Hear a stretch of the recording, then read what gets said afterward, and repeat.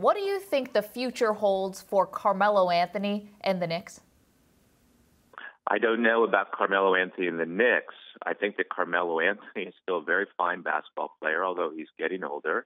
He can still score with the best of them. Like many older players, he's become a little bit injury prone the last few years.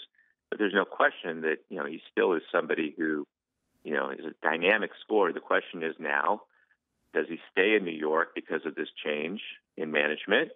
And I think that there's part of him that probably wants to.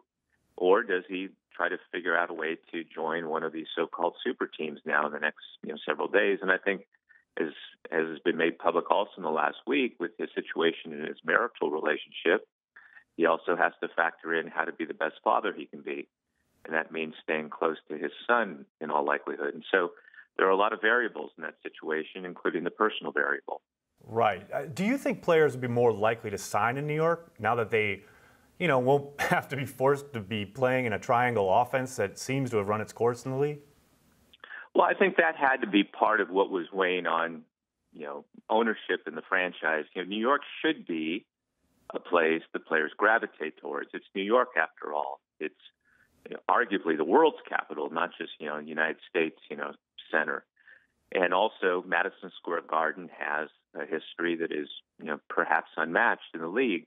And certainly over the last couple of years, there was, the kind of insinuation and innuendos that it was becoming a more difficult place to play, perhaps because of the turmoil and because of the changeover, and also because of this philosophical issue with the offense.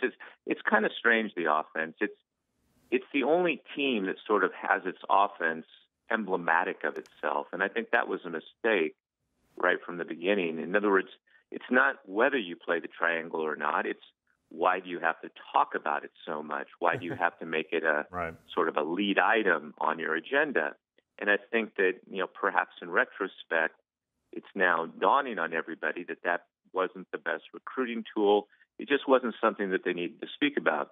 I think players will continue to want to play in New York, but there will also be caution this week and next as to what happens next.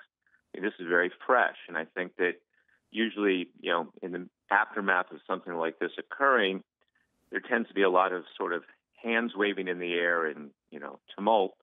I think as things settle down, we'll see in terms of how the franchise is viewed by the players.